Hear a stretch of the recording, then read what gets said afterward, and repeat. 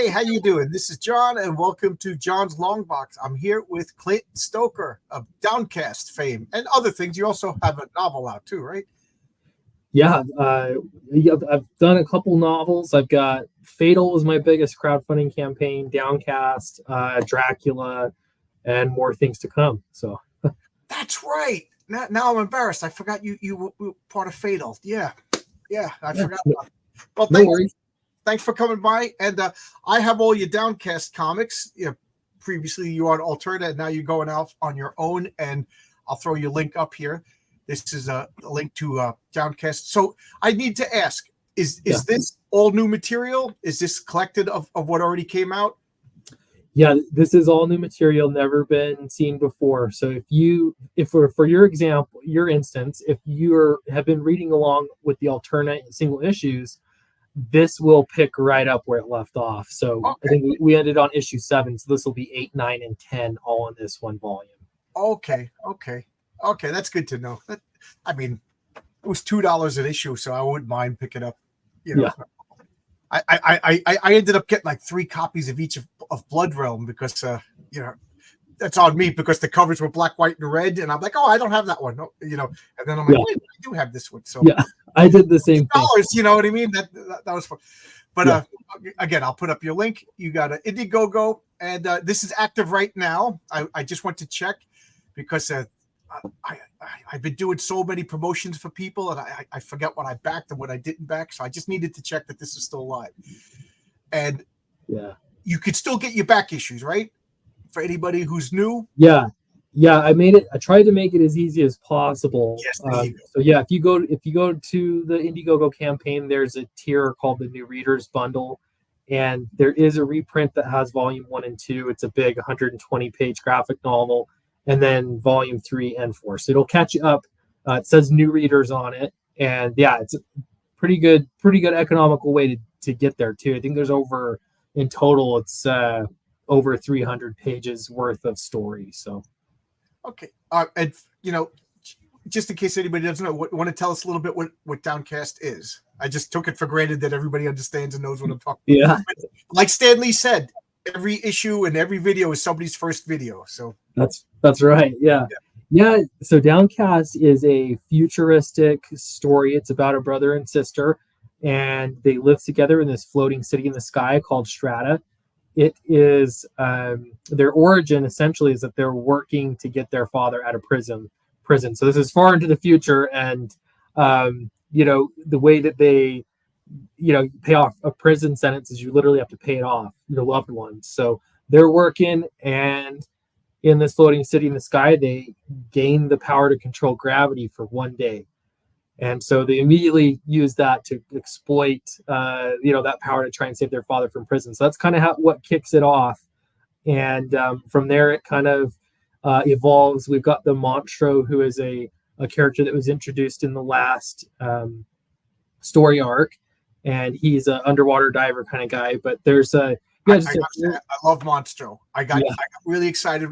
For those of you who don't know, Monstro has the Bell helmet.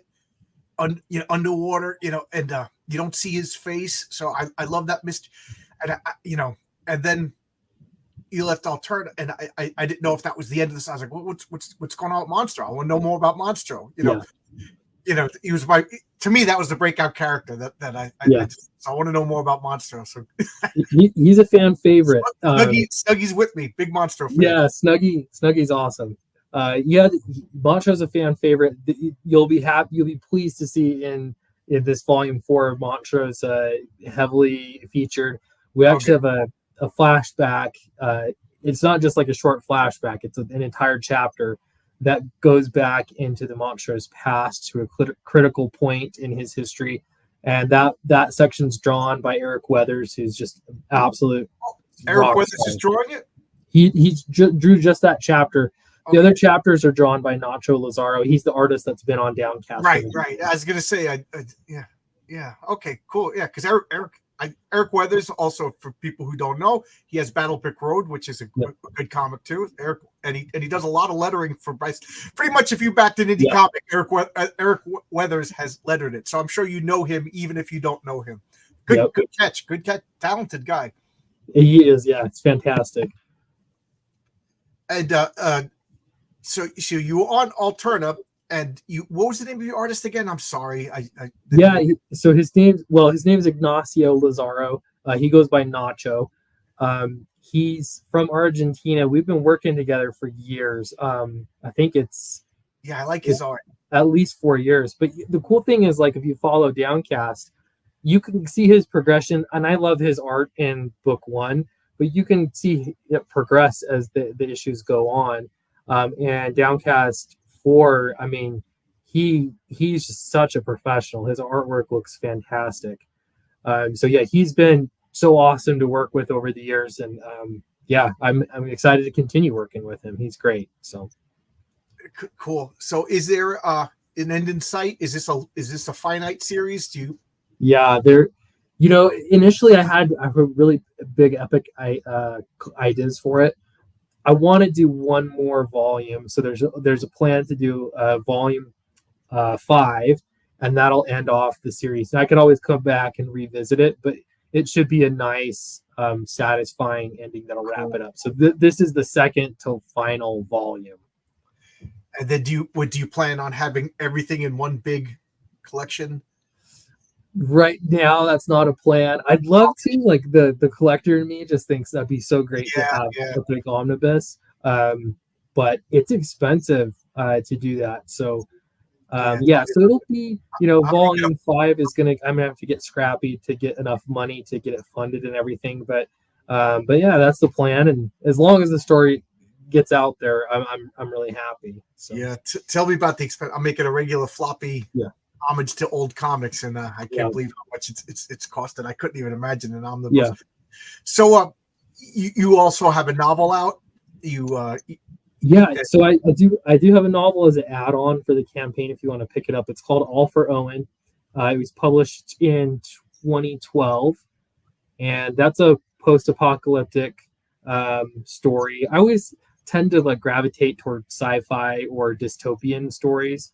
I don't know why. It just I just always have ideas for that. But yeah, if you want to read a prose novel, that's a good place to start. It was super fun to write, and for a lot of people, it's the first time they've heard about it because they're meeting me through the comic book angle. So that's new material. So what do you like better? Are you a comic book writer who wrote a novel, or are you a novelist who's now writing comics? Yeah.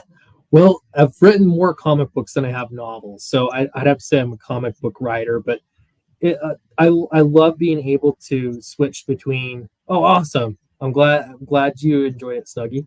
I love just the idea of moving between mediums. If there's a concept that really works for it, I am working just at the beginning stages of another novel because I have a fantastic idea for a novel. So I'm going to do another novel, but comics really are my love. That's where I would, if I had unlimited funding, I would just be making comics all the time. I think I agree with you. Yeah. I'm an old little kid. I took writing classes in college. I wrote, this is going to sound pretentious, but I'm just telling you, my feelings. I took writing classes for kids in college, and one of the assignments was to write short stories. And then we took a screenwriting class, and I took a playwriting class. So I had to do all of those things. But I tell you, if I had, like you said, if I knew I could do it, comics. I don't want to write novels. I don't want to write movies. And somebody just asked on Twitter the other day, what is the best medium for adapting comics, like movies, cartoons? I said, comics is the best medium for comics. Right. Yeah. Yeah. So I'm glad to hear that. I don't know what it is. I don't watch TV anymore. I just read comics. If I have time to watch a TV show, unless my wife is like, spend time with me, I'm reading comics. I just love comics. Yeah. We got a fan over here says Clint's one talented dude. Hey, thanks, Charles. Yeah. So yeah, I like that. See, you're a comic guy who wrote a novel. Yeah, it's funny because when I started writing, it was anyone can write a novel. You just sit down. If you've got a computer, typewriter, whatever, you can just start writing. You don't need anything else. And so that's where people start a lot of the time. But it was always, hey, how do I get funding? One time I sold a gun so that I could I owned a gun. I sold it so that I could afford to pay for an artist to draw 8 pages so that I could submit it to Image Comics. And that whole process was super fun. That was my first time working with a professional artist. But it didn't go anywhere. Submitting. What was the name of the story? What was the name of the comic? It didn't get published. Yeah, it was called Midas. And I got really interested in. It sounds weird like talking about it now, but years ago, how I watched a documentary about some guy that got radicalized. So it was like a political thriller. He got radicalized during like Hurricane Katrina, and so this is a story about a guy. It was just inspired off of a true story, or parts of a true story. But Midas is a character that has basically schizophrenia, and he hears voices. They tell him to do things, but it's very this radical kind of action. So he'll kind of test it. He's in college, a college student, and the little series of pages I wrote, he kind of goes in and leaves a threat to the president of the college that he's attending, and gets out of there undetected. And the whole point was just for him to sort of flex those muscles that he could do it if he wanted to. And so he's sort of playing with this, what he's ready, poised to do something crazy, but he's anyway. So I had all sorts of plans for it. He was going to have a near-death experience and decide to change his ways, but he was too far deep into this radical organization. And so anyway, it was just an interesting sort of psychological, political thriller, but didn't go anywhere. What's funny? Yeah. I was just saying, I took a short story class to write, and I had this teacher, and me and her just butted heads. I'm, believe it or not, I'm stubborn, and we had to write a story. So just a total coincidence. The kid over here wrote a story about a guy hearing voices in his head telling him to do things, and I wrote a story about a person hearing voice in the head telling him. But his story was like, I want to kill, I want to attack, I want to, start fires. And I thought it would be funny. Like, what if the voice in your head told you, make your bed, because I worked at a gas station in high school, and we had this other employee, and he would just walk around and he would be like, no, and I'm like, this guy is out of his mind. Like, I was terrified of him, I was like nice to him because I wanted him to cross me off the list. So finally I'm like, what are you saying no for? And he's like, I keep hearing these voices in my head. And I'm like, oh my God, like my stomach got like, this is real life now. This is, so I'm like, oh, I gotta ask, what are they telling you to do? And he literally said, make my bed, finish breakfast. So I started laughing. I thought it was like a joke that he was setting me up for. And I was like, and his name was Eric. I was like, oh yeah. He's like, no, you don't understand this. So that stuck with me. So later on, the humorous story about Eric, he's, so he wakes up and he doesn't make his bed, and the voices. So I wrote this story. I thought it was funny. And the other kid wrote this real disturbing story about, like, I don't even want to repeat what the voices in his head was telling him. Guess who the teacher got mad at? Said that my story was too disturbing to read because we would have to get up, like we would blindly read the story, and then somebody would read them. So like when you criticize it, you didn't know who you were criticizing. Yeah. Uh-huh. And she didn't put and I'm waiting for my story, and I realized nobody read my. She said my story was too. I was like, it's a funny story, but you read about this guy. What? So anyway, this is supposed to be about you, and I just wasted 20 minutes. Hey, it's your show. That's interesting. Yeah. Eric. I could go on and on. There's millions of stories about Eric from the gas station. You know what? And he looked just like Dr. Octopus, as if that wasn't. That's awesome. And we got Sketchosaur Rex saying, "Hey, Clint, glad to see you still around. Looking forward to the new Downcast." Hey, thanks, such Sketchosaur. And Old Dirty Fatty, I always feel bad saying that. I feel like I'm insulting somebody. My voice tells me to watch this show. Well, you have a good voice in your head. And Downcast, there we go. Here's your link. Click on this. Go back it on Indiegogo. So yeah. So that's awesome. Yeah, just getting ideas for stories. It's funny how you can pull stuff from all over, like that. A gas station, or I used to look at just like weird concepts from like different ideologies or philosophy, and you're like, well, what if we take that to its extreme and put it in a floating city or something? You know what I mean? It's just kind of fun to see where you get ideas from, the origin. So, I read Downcast. I have all the issues that came out on alternates, and I'm glad to see that you're going to continue the story. But do you, it's a serious story. Do you write comedy at all? Because now I just started thinking about that silly story that I wrote. I wish I had a copy of it. Yeah, I've done a little bit. I've never published anything with comedy because I'd like to, though. But I have an idea that I want to do it with Donald DeLay because he would be the perfect artist for it.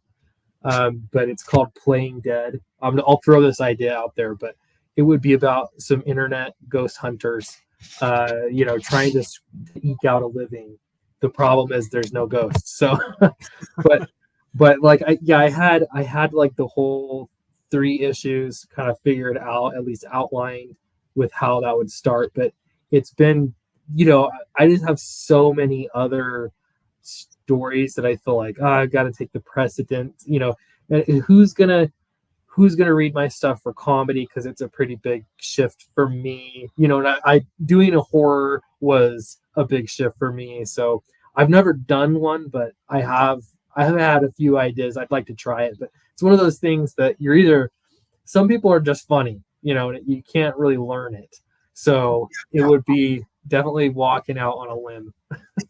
Not to, again, this is going to sound awfully pretentious, but I think I'm a funny person, but I can't write comedy. Yeah.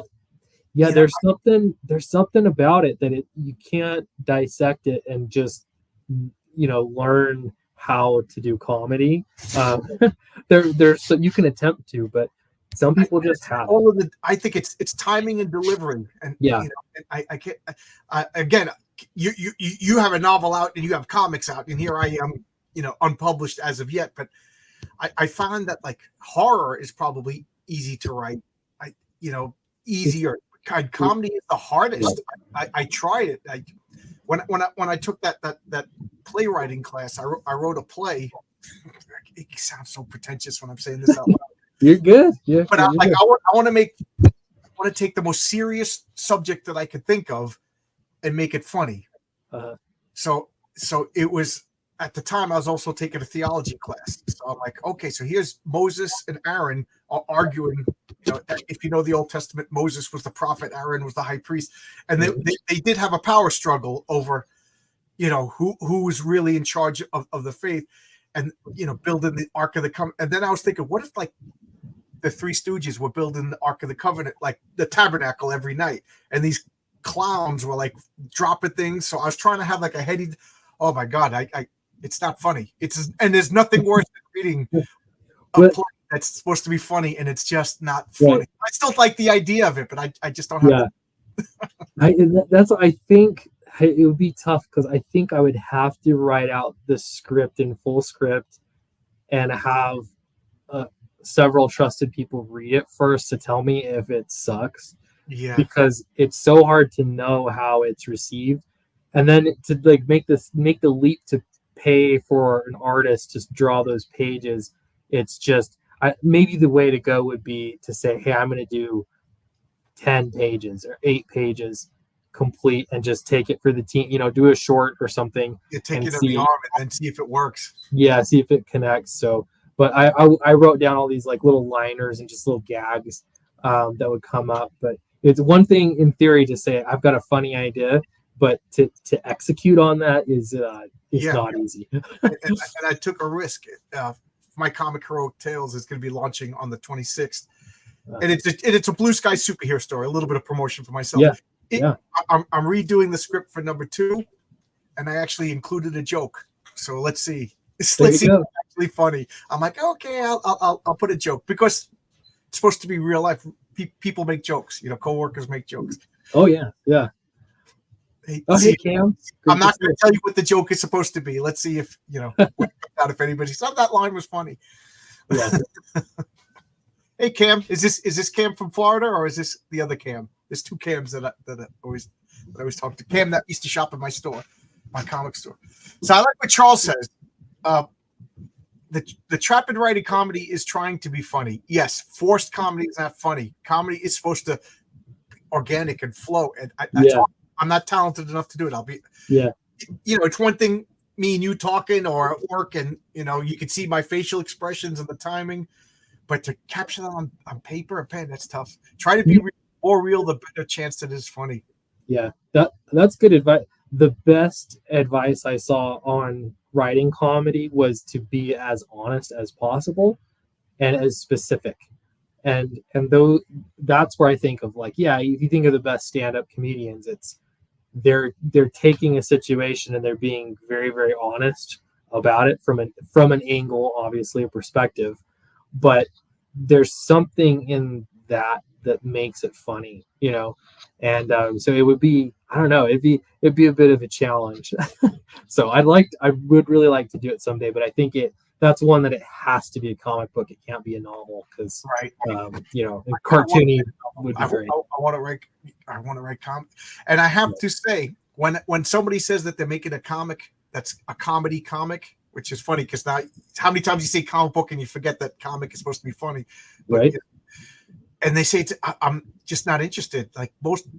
Very rarely have I seen a funny comic book that was actually funny. Mm-hmm.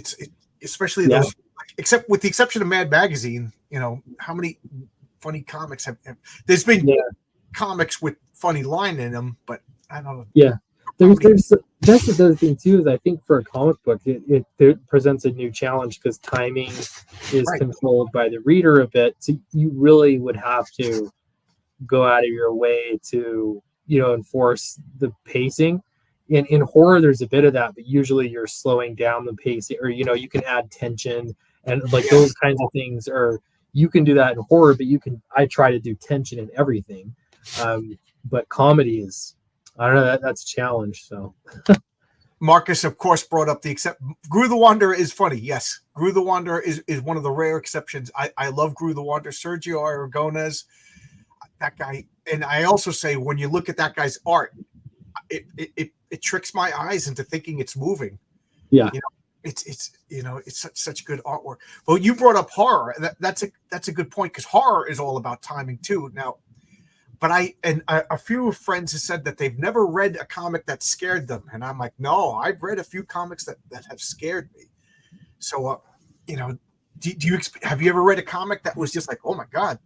Well, so the one that comes to mind immediately, there are a couple actually, but one that comes to mind for sure is Hellboy.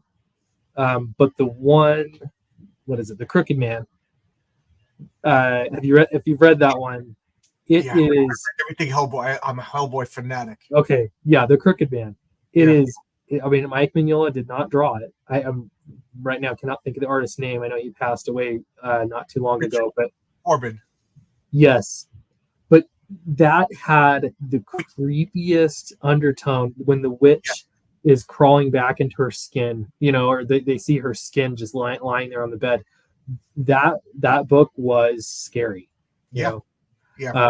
Corbin is scary. His artwork is creepy and scary. Yep. James Stockow, his Alien, fantastic. It's scary. You're not going to get jump scared in a comic book. The scares are different. But I mean, I just think that the Crooked Man, Hellboy. I don't know if it gets better than that. I forgot about that, but you're absolutely right. That is a creepy, scary comic. The one example that I always give, it was Preacher. There was two scenes in Garth Ennis's Preacher that literally, I like dropped the comic. I got so scared. For anybody's spoiler on Preacher, which is a 30-year-old comic, but have you ever read Preacher? I haven't. No, I've heard good things about it. Yeah, there's a scene where flashback to Preacher's childhood, and he, his whole family's horrible people. So he makes friends with the black kid, and the family don't like that. And they're telling him you can't be friends with him, and Preacher is a little kid. He's like, but he's my best friend. Children are children. So they punish him. They put him in a coffin for like 2 days with no food or whatever, and there's just like a hose so he could breathe. Yeah. They're just like, this is what you do when you disobey mommy, and he's just in the coffin, like, oh, and then they pan out, and the body of his friend is on top of the coffin. Like, but you turn the page, and oh my God, it's Garth Ennis is creepy. And then there's another scene where there's a guy in the hospital and they're trying to track down Preacher, and the guy's paralyzed. He got his neck broken, so he has no feeling or whatever. And the guy talking to him is just tilting his head like this. Meanwhile, there's a Spetsnaz guy over here. And he's like, I'm not going to tell you anything, like you could torture me. I have no feelings, but I don't know anything.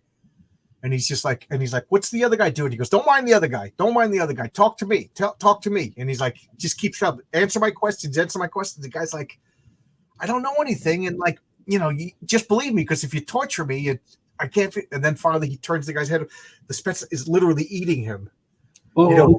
Blood all over his hands, and there's bones. And I was like, ah. Yeah. So that, yes, I will say that there has been comics that has scared me. And this comic, few and far between. Yeah. Yeah. Garth Ennis is a master. Yeah. Yeah. Yeah. Oh my God! If anybody read, I just spoiled Preacher for the 2 scary scenes in Preacher. Terrifying. Yeah. Let's see. Here's a comment. Okay, first off, I want to adjust this. Hi all. I thought Florida Man was hilarious. Yes, Florida. I actually said that to Mike Barron, that and he agrees that comedy is difficult to transmit into a comic book. Yeah. But Florida Man is funny. It's a funny comic because Mike Barron is a talented writer. Yeah. Oh yeah. And I have to. This is what made me laugh. The price of what scares me most about comics today. You're not wrong. Yeah. That's yeah. And Student OG, hail Clint. Hey, Student OG. I want to make sure everybody. Oh, Gray Wolf, how you doing, Gray Wolf? Good to see you. Hey, Fabrizio. Oh, I clicked on the wrong one. Hey, Fabrizio. Yes, Kevin from Sin City was terrifying. And Fabrizio is the creator, artist, all-around guy of Horace H. Hoover. I always say the wrong title, so I got to make sure I enunciate. Yeah. Can't wait for the next issue of Horace H. Hoover. I one of these days I got to commission him to draw something for me. I just love his art so much. Well, I'll give a spoiler. Pick up Heroic Tales #1. You'll see a bit of Fabrizio Aiello's artwork in my comic. All right, I like that. Yeah, and there'll be ties to Wolf and Batsy. There'll be ties to Horace H. Hoover. They're not in the comic, but they're in the comic. Yeah, I like it. A little bit of teasing, and I asked Fabrizio to do something, and oh my God, did he knock it out of the park? It was so much fun. Oh man, yeah, comics are the best. I'm excited about comic books. Nick Axe, hello. I will bet you all before the night is through. Nick, what do you want me to say? Nick is Nick. Have you seen Adam Miller's cards? Have you thought about doing the same, but with POGs? What Pogs? Oh, Pogs. Jeez, yeah, Pogs on your website. Yeah, thanks. Yeah, I did a run of Pogs. Okay. Man, there's a blast in the past. Yeah, I haven't seen Adam Miller's cards. The Pogs didn't sell great, and they're kind of expensive to make. So if I could find a less expensive way to make them, I would totally do more Pogs. Oh my! Pogs were for those of you who don't know, Pogs were like they called them like milk caps. In the olden days, you'd open up the milk and there was a piece of cardboard inside. People would pull, and kids made some sort of game out of it. I've never played the game, but then they started making like figures and artwork on the cards, on the Pogs rather, and they became collectible. And just like Pokemon cards, so many people collected the Pogs but never actually played the game. It was one of those things from the 90s that got banned from playgrounds all over the country. So. Yeah, it was little kid gambling. Yeah. Uh-huh. Yeah. And, we got Haldir. How you doing? You saying hello to everybody? DC Miller must have Pogs. I sold P. I'm afraid to finish that sentence because I know Marcus, and it could be a few things. But that's funny. You brought back Pogs. I remember working at the comic book store in the 90s, and like kids would come in and just buy Pogs. Yeah. Yeah, it was fun. I found a company that would make them custom pogs, and I just had to try it. So I might want to try chips instead. Okay. Uh, so uh, you want to share your campaign? Do you want to bring it up and talk about some of your? sure, yeah. Do you want Yeah, me to share my screen? yeah, sure. Okay, let me get I there. sold Pogs back in the '90s in an art store. Yeah, Pogs were like 6 months. They came and they left. Funny comic, Howard the Duck #5. Okay, you know what? It's funny that you brought up Howard the Duck because as a kid, I couldn't touch that. That comic might as well have been radioactive, but I don't think that comic was made for like 10, 9-year-old boys. Like I bought a run of Howard the Duck as an adult, and it is an adult comic, not a dirty when we they say adult, but it's a comic that was sophisticated. And I remember the first issue, Howard the Duck was like contemplating suicide from credit card debt. You know what I mean? This is I wanted to read Spider-Man Punch and Paste Pot Pete, Yeah. So that's a comic I wouldn't touch. Scary Cup. Oh, okay. Jennifer by Bruce Jones. That was originally in Creepy. I'm collecting Creepy, and people have been asking me if I read Jennifer yet, and I'm not up to it. Charles, if you know what issue Jennifer is in, I might actually, because I have to read things in order because I'm a crazy person. I might actually have to jump ahead because people are dying to spoil that story for me. And I'm a Bruce Jones freak. I remember those old Pacific comics with Twisted Tales and all this Bruce Jones stuff. So yeah, Charles, yeah, thanks for not spoiling it. Yeah. Downcast, here we go. Okay, so I'm just going to address the last two comments and then I'll bring up your campaign. Sure. Student OG, do pogs, but bring in other creators. Have a pog or two of other projects. I'm sure Noah will. Oh, what they were talking about, Adam Miller has a campaign that's active right now. It's called Iron Age Icons, and he's making trading cards. Oh, everybody else's characters. I love that. There's I'm blanking now, but like Relentless Tin Soldier and Ironside. Yeah. And it's 40 characters, but one of them, due to a misunderstanding, dropped out. So he had a contest, and I submitted my character, the Patriarch, and Robert Geronimo submitted Kara Marvel, and we were neck and neck for a while, and he beat me. But you know what? That's fair. He has 18 issues with this character, and I haven't been published, so I have no problem with it. But that would be great to make pogs with Narwhal and everybody. Oh yeah, Howard the Duck was great. Yeah, Howard the Duck is an interesting comic. Yeah, and I thought that would be a good way to do crossovers because I did, I crossed over with Brian Wynn, Hammerella, Gods and Gears. He's another Alterna alum. Yeah, I got all those comics too. I think I have every Alterna comic that came out finally. Yeah. So doing those crossovers on the cards or pods, that I thought that's the way to go. But maybe cards is the way. I don't know. Yeah, so I'm gonna bring up your campaign. So here we got Downcast, Hunted Ground. Yeah. So yeah, here's the campaign. I'll just briefly kind of scroll down here a bit, but you can see the artwork. I always like to make it better. Yeah, I like. Who is he? Is he also the colorist? He is. Yeah, the first 2 volumes we had a different colorist on board.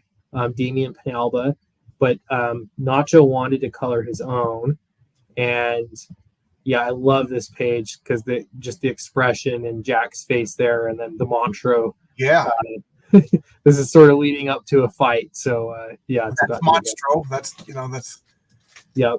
So you can see he's heavily featured, and there's Joanne. She has kind of a bit of her own portion of the story arc that she's dealing with this giant crocodile, which you'll learn more about. There she is again. This is the art by Eric Weathers, and so this is a blast from the past. This is important to the story though. Like I want to make sure if somebody else is drawing a portion of the story, it has to make sense. And to me, a flashback is an appropriate time to do that. To change the art. A flashback, it's like words in parentheses, so it could be self-contained. So you can have a different artist. Yeah. When you're crazy person like me, that kind of stuff makes sense. Yeah. Yeah, and this story is just massively important. It's a big turning point. You get some important information there. So there are spoilers that I've been sitting on for a while, but those will be, yeah, that's going to be awesome. Yeah, So you're absolutely right. I always Nacho. I feel bad saying Nacho, but that's his name. yep, His art was always good, but again, this is better. So yeah, much. Not that it was yeah, ever bad, better. no, He's getting yeah, better, like Dan Pedosian is getting better and better and better as he yep. gets. Yeah, that's totally, and I love that about his art. I mean, he's a working artist. He's always drawing, and so yeah, just seeing him level up all the time is awesome. His storytelling has always been great in his art, but yeah, this issue really levels up everything like he always does. So I like that you said story. That's like one of my obsessions. And for those of you who don't know, the storytelling is the ability to convey the story even without words. yeah, But like you were scrolling by, and I was looking at the panels, and of course I don't know the words because there are no words there, but I can figure out what's going on, the gist. yeah, Not the subtleties, but it's. I hate to say this, but like Howard Chaykin, if you took all the words out of American Flag comics, it was just static panel, static paddle, static paddle, and you needed to read the words to figure out what was going on. But this, I pretty much know. I pretty much know what's going on, and that's unique to comics. You need to have each panel as almost like a cell of a film to, your brain yeah, fills the little animation in between the gutters, and right, yeah, absolutely right. He's doing a really good job. yeah. He does great. So Now, do you write a full script? I mean, you're a novelist, so you said, yeah. yeah, I So imagine. I don't always write a full script with Nacho. I do, and having said that, he does take some liberties, and he's very intelligent about it. So he'll come, he'll say, "Hey, this scene's okay, but it's too rushed. I want to add a page," and so Oh wow, he'll do that, and he'll kind of stretch out a sequence. He doesn't do that a lot, but in every volume he'll do it once or well, twice. he's the visual guy, and you're the word guy, so yeah. Yep, and he's always right too. Like it just improves it. There's a fight scene in the last volume, and yeah, he's like, we have to make this longer. So it just worked out there. And other times he'll kind of want things to go a little bit faster, but he'll visualize it really well and put it together. So he works fantastic. I love working with him. Yeah, Chuck Dixon said, the writer writes the story, but once they hit send and send it to the artist, it becomes the artist's. Yeah, And you know, let's face it, comics. I think that the art attracts people to a new property, but then the writing gets people to stay. mhm, And the best example of that is '90s Image. Yeah, everybody bought those comics, but like they almost went bankrupt a few years later because right. they did. It was all they took all they took all the artists. They did, but here we got a novelist and a good artist working together. I'm excited because I wanted to know what was going on. Yeah, yeah. Well, there's more, and if you've enjoyed it so far, I think you're gonna really like this one. So let's check out your tiers. So what do you got? Yeah, so you could just go, straightforward for the next book. I always have a variant cover with these Indiegogo campaigns. So we have Eric Weathers cover here, which is great because he did a full chapter in this story. And so he got really creative with that. I love it. And then we have the returning Matt Weldon, who's done a variant cover on every single volume up to this point. So Matt Weldon that, is awesome. He has a comic called Punchline that I am really, really enjoying, written by yeah. Bill Williams, who's going to be the letterer on my comic. Oh, fantastic. Yeah. Yeah, I also love Punchline. Punchline That is so was, much fun. yeah, he's great. And that's where I saw Matt Weldon from. And I'd still love to do a story with him, do an interior someday, but Oh yeah, it's so far never worked out. He's a busy guy, but yeah, I've been lucky. I've always gotten him to do a cover for me for Downcast, and I always love it. It's funny that you said that because let's face it, we're comic book people, so therefore we're dreamers, right? If Yeah. if we weren't dreamers, we wouldn't be comic book. Even I'm getting pretentious again and calling myself a comic book writer. I got nothing out yet, but you know what I'm saying. People who read comics, people who make comics, were dreamers. So I'm like, if my comic becomes a hit, like I would love to get Phil Wilden to do like a spin-off series. Like he's got nothing better to do than wait for me to call. Right. Yeah. Yeah. But again, we're dreamers. So yeah, it's exciting to think like that. Yeah. Getting him to do a cover again has been fantastic. So yeah. Oh, John, I was just sitting here waiting for you to call me. Yeah. yeah. Right. But I love it. He's got classic comic book art style. It is really good, and his storytelling is outstanding. I'm excited. Yeah, as you can tell. Yeah, I always get him to send me.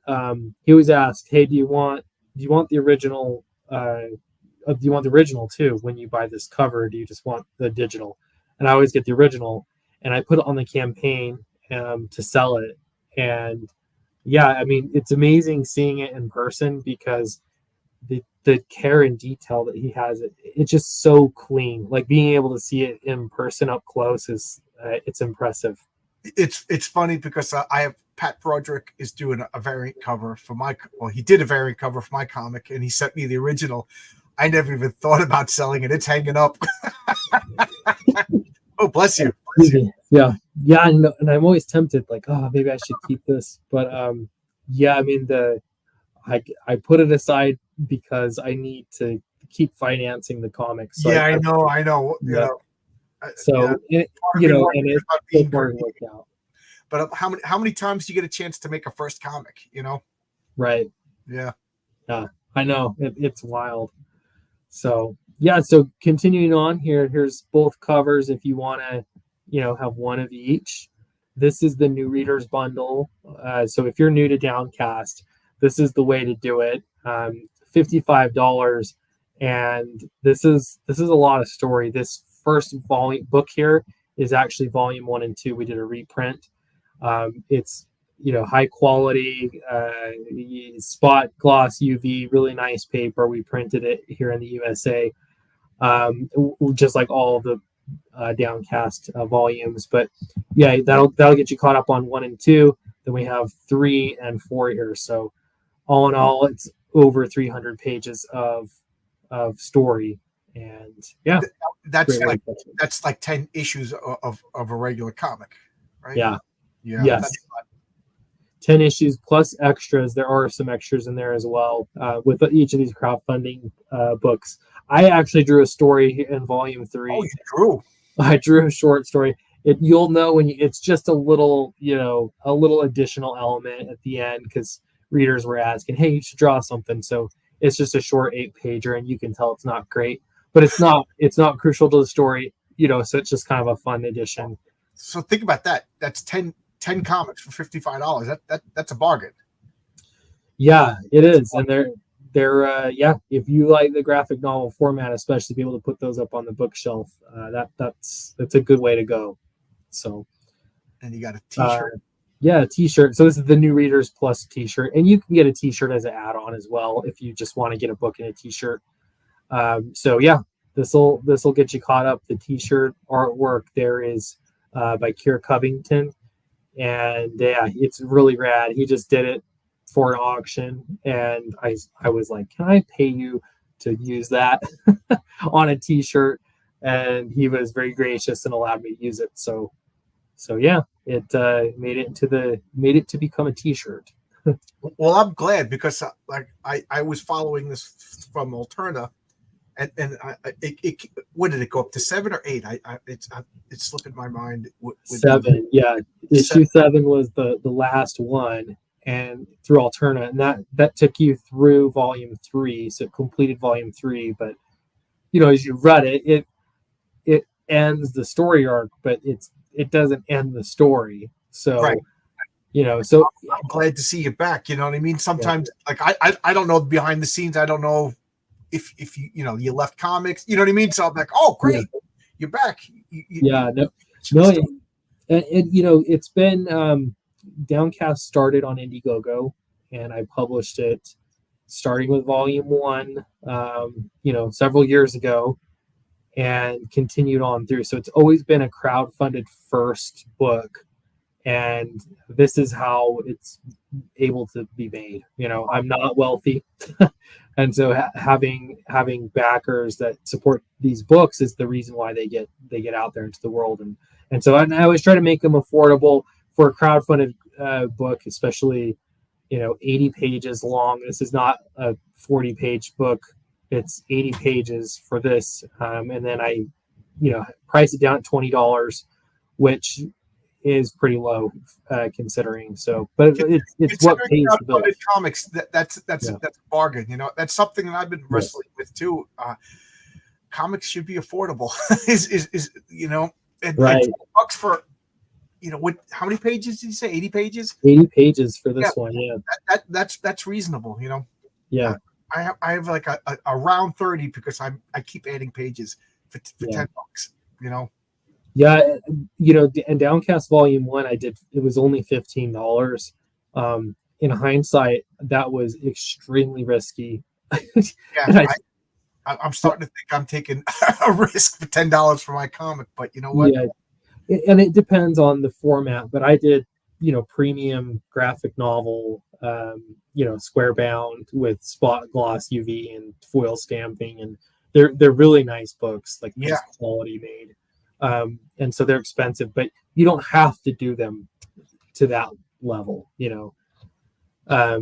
but everything worked out. The backers were there to support it, and that's the whole reason. And now here we are. It's kind of wild to look back at how many campaigns have you done so far?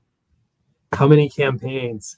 I've got to remember. I've done several. 8. I've done 8 projects. 8 projects. Wow. Yeah. So there you go, guys. He's got 8 successful projects. He delivered. Do you fulfill yourself? Yeah, I do fulfilling myself. I've got a system down now that works pretty well. Well, you did it 8 times already. Yeah. Yeah. I've done small campaigns. I've done big campaigns. Fatal is completely fulfilled. That was a massive campaign. I did it.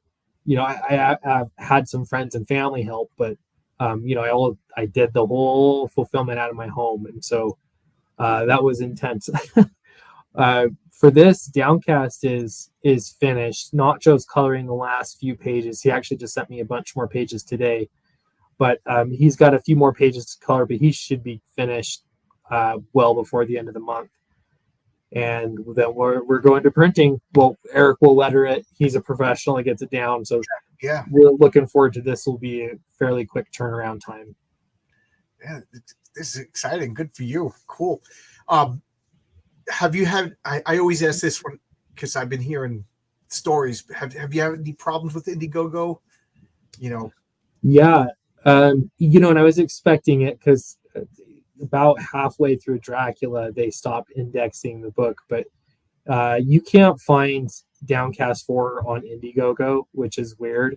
And I knew it would happen just because that's how they've been going. But see, if I go to comics here, you won't see it here, and you could complain, oh, it's not on the first page. That's a big deal, but it's not anywhere because I can look up Downcast here. And presumably when you're searching, you're going to find something, right? I used to be able to find my old campaigns up here, and it kind of looks like, oh, there we go. So here's Downcast 1, here's 2, here's 3.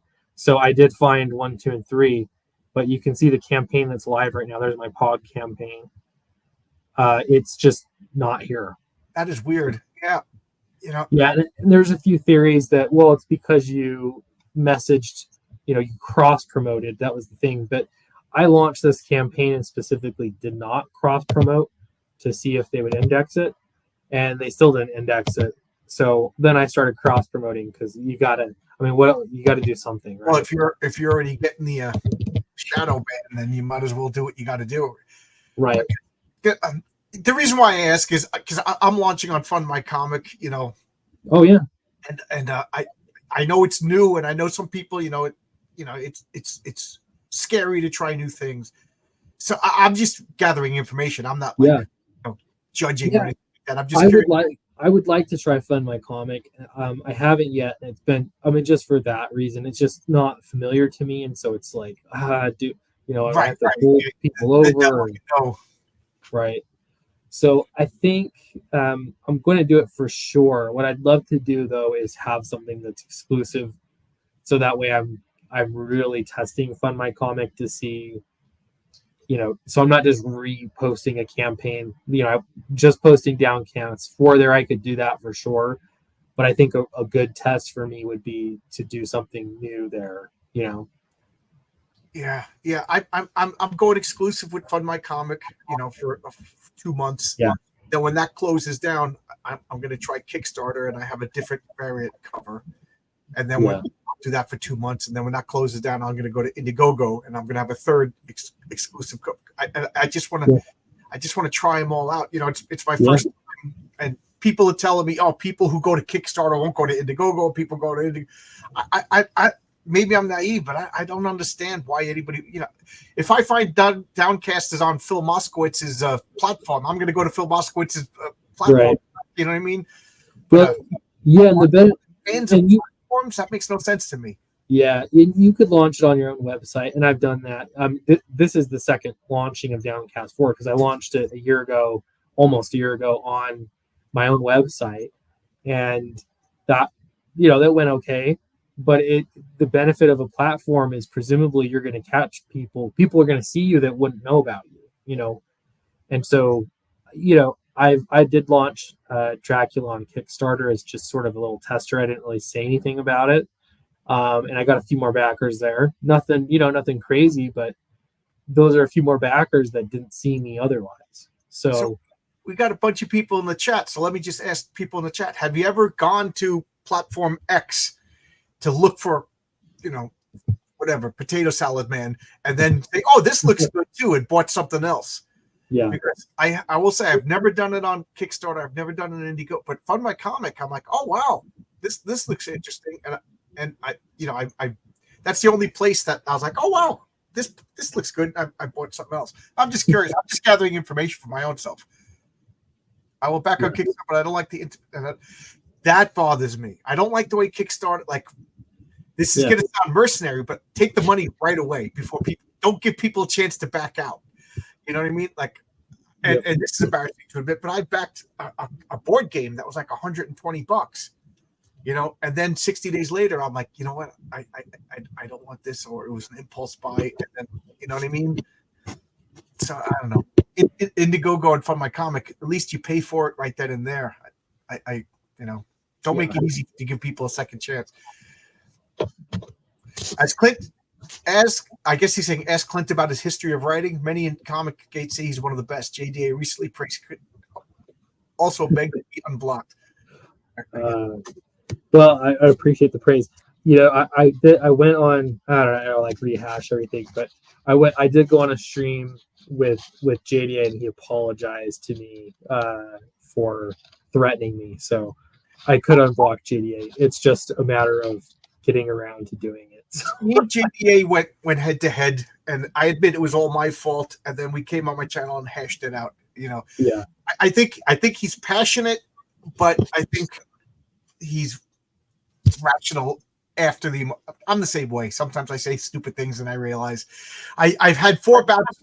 I had 4 bouts of drama since I started my channel, and 3 of them I started. One of them somebody else started, and it's up to them to reach out. But I apologize. Three of the 3 times that I started, I keep telling myself to stop. I keep telling myself to stop, and I don't stop. Yeah. Great book share. You got it. Yeah. It's a joint project by Clint and I. Potato Salad Man, coming soon to there you go. Yeah. That you like the best. Clint is one of the best. Excellent. Thanks, Snuggie. I find most of the books I back through YouTube. The shipping cost prevents me from back. Yes. What can I do? Yeah. Especially if you depending on which country you live in, man, I just shipped some prints out to New Zealand, and it was almost $40 to ship prints. So I just and I didn't charge enough for that to make sense. But you do what you got to do. So I feel you, man. That can be brutal. I shipped 6 comics to Renzo. Renzo Rodriguez is the artist on my comic. He lives in Mexico. And I was just like, hey, you need to read these. These are cool comics, just whatever. I'll be glad. So the six comics was like $15, but it was $4 shipping. Yeah. And it took 2 months to get to his, you know what I mean? Yeah. So let me ask you, do you offer digital? What do you think about digital tiers? Yeah. I usually offer digital. I don't have anything against it as far as offering it as a publisher. I don't like to read digital myself, so it's often an afterthought. But yeah, I think digital is great. The other issue I've had is formatting it properly, because it seems like you either have a massive file, like no one wants the print file, of a comic book. It's a massive file, but you also don't want it too low res. So it's just tuning in like exactly the right format for digital. I haven't figured that out just yet. So yeah, I need my physical media. I like my floppy comics. yeah. And I don't like. I think we're getting a little 1984. Things are changing. People are buying online music, and next thing you know, they don't have access to their library, or that one guy bought magic cards and his whole deck got deleted over politics. I don't know the but I want my physical stuff. Yeah. And Dale wants to fight with me. All right, pick a topic, and I'll find something stupid to say about it. I fought over worst. And student OG said, ask about the history of writing. I really want to know. I thought he said I don't want to know. Ask him about it. I don't want to know. my history of writing. So I started writing novel. If you really want to go back, I started a blog and I started writing short stories. That's how it began. But I wrote. I self-published a novel on Amazon back in the heyday of Kindle called The Cause. I don't recommend looking it up because it was just terrible, but it actually sold really well on Kindle. And it was pure just luck. It was the timing, and so that was how I got my feet wet. Then I wrote All for Owen, which is a much more respectable book. I did a bunch of little comic things to try and get published. They never saw the light of day. And then Downcast was my first published comic book. So from there, I did Fatal, which was a massively successful book. And then I did Dracula, and here I am back with more. So I've done some other short stories too. I know there's one coming out. I don't know much what I can say yet, but it's kind of like a Scary Stories to Tell in the Dark book. I was hired to write a story for. I know there's illustrations too. So when that comes out, I will share it around. I'm just a writer on it. So, but yeah, there's my history in a nutshell. And Clint says you keep your price and shipping low. I did notice that. Like I commented on that. For $55, you're getting the equivalent of 10 comic books. That is a great deal. Yeah, and if you live in the U.S., shipping's really cheap for that as well. I don't remember exactly what it is, but I try to keep shipping to like $6, which is pretty much what shipping costs me if I'm shipping stateside. If it's out of the country, obviously the costs are higher, but they're higher for me. I usually lose money on shipping international as it is. But what we were talking about digital is and we both said we like to have a physical comic in our hand. I like books. I like to, but a lot of people like John. Your comic sounds interesting, but the shipping is going to kill it. So out of practicality, I deferred to the customer and offered digital tier. I've never read a digital comic. I don't want to read a digital comic. I feel like I look at my phone and computer screens too much. I like comics, but reality has a way of changing things. We have to bend to reality. Yeah. Thank you, Marcus. This is my comic. It'll launch the 26th. And we got Haldir says, I like physical, but I do back digital if it's available. Yeah. Haldir lives up in Winnipeg, Canada. It's just ship it to Canada and Mexico is ridiculous these days. I don't know what's going on. Things gotta stabilize the price. Yeah. So, anything you want to bring up? Anything you want to say? Because I kind of talk too much on your hour, which is common for me. I don't shut up usually after No, 3 hours. no worries. Hey, I just appreciate you having me on, and it was fun to You chat came on with quick. you. I just asked you yesterday. Yeah, Yeah, no, yeah, it worked out okay. Actually, the timing was pretty great, so that actually worked out really well. But yeah, appreciate you having me on. It's always good to just talk comics and writing and all that. So yeah, thank you. This is our first stream together, so yes. This is the first. Yeah, first time together. I saw you had a campaign, and I think I have a calendar, and this is going to be stupid, but there's a dot that shows up in the calendar when I have an event. And so I just saw a dot for today, and I'm like, okay, so I already scheduled somebody. And then I checked out the dot, and it was just something I have to do around the house to remind myself to do something.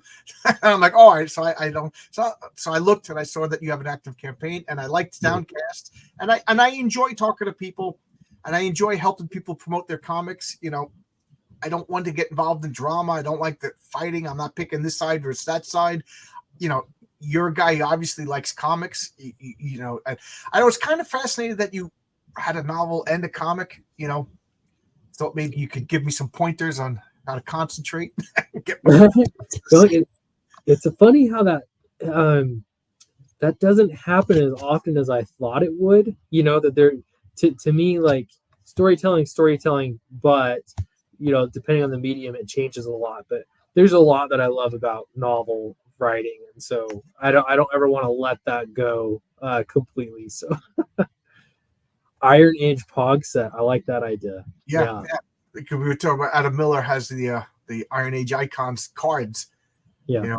Check out that Marcus. If you could throw that in the link, the Iron Age, since we've been talking about it, let people know what we're talking about. Downcast Hunting Grounds. I'm excited because I wanted to see more. I wanted to see more Monstro. He's my favorite. Yeah. There's a lot of Monstro in this one, so I think you'll like it. Yeah.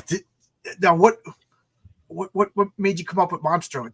I just love that old fashioned diver. It's just so cool. And it makes me think, why didn't somebody else think of it first? It's so visually striking. Yeah. Well, there's so I have in volume 2, I have a little supplement story kind of. What I tried to do is make it like almost like a found footage story, but it's like found documents it's called The Secret History of Strata. And that was in the crowdfunded version. And in that, I kind of worked through, hey, how did Strata get up in the sky? What's the story behind it? And it kind of rolled around, I guess the MacGuffin of this stone, right, that makes the city float. And so I kind of got thinking about how, it was a meteor, where they think it was, that fell from the sky and landed into the Amazon. And there was an explorer, Charles Baker, who is the Monstro, and he discovered it, and he got a crew of people to remove it and take it onto a ship. But there's this alluring power that this stone has, and it has particles that float into the air, and if you breathe it in, it's alluring, and so you want to eat it. And so that is how that's how all of it kind of started, with this almost worship of the stone. Yeah. And so he ate a piece of it, and it drove him mad. A little while. Yeah, he lost his mind, and the ship's captain and the crew, they didn't know what to do with this guy. And so they thought, well, we got to throw him overboard, or they feel bad. So they put him in the diving suit. They dumped a bottle of ether inside the mask and closed it and threw him overboard. And he remained at the bottom of the ocean for a very long time, wandering, in his kind of stupor. And so that's kind of the origin of the Monstro. When he came to, you kind of have to work through this kind of mental fog that'll last for, a really long time, years. And so when he comes to, he's at the bottom of the ocean. He can come up, and he'll see that humanity has left the earth. They're now, he's down here on Earth. So there will be a little bit more about this in volume 4. But yeah, Monstro, I don't know. I thought, what do they put this guy in? At first, I thought a coffin. Do they put him in a coffin and throw him overboard? And I just thought, well, what would they have? A diving suit. And then from there, it just, good choice. it worked so well. Yeah. But I'm gonna get going. I'm gonna have my dinner and then go to bed. I'm one of these people that wake up way too early. So I enjoyed talking to you. It's nice meeting you. I'm excited because I do like Downcast. I got all the alternate issues, and now I can continue the story. And you said it's gonna be 5 volumes, and you think that's gonna be it? Yeah, that's the plan. So yeah, we'll do one more after 4, and yeah, I'm excited for it. And do you have another comic idea after Downcast? I have too many comic ideas, but that's the answer I was hoping you would say. That's yeah. I have a lot. I would like to do, I'd like to do a Fatal 2. I'd like to do comedy. I have another great idea with a working title. The title's Lime, and you'll have no idea there, but that's the one that I thought maybe this is a novel. So, cool. But we'll see. Yeah. Okay. But thanks a lot, everybody. I'm going to get going. My dinner's sitting right over here, calling to me. But thanks a lot, everybody. It was a lot of fun. And I'll put wrong campaign. Adam's a good guy, but this is your time. Downcast on Indiegogo right now. You got to click the direct link, because Indiegogo's playing games. And yes, sign up for my Substack. This is to get on my mailing list. I'm sure Clint has a mailing list. I won't spam you. It's just to give you updates on my campaign. And yes, April 26th at 9 p.m. my comic will launch. Thanks a lot, everybody. Good to see you. Bye-bye.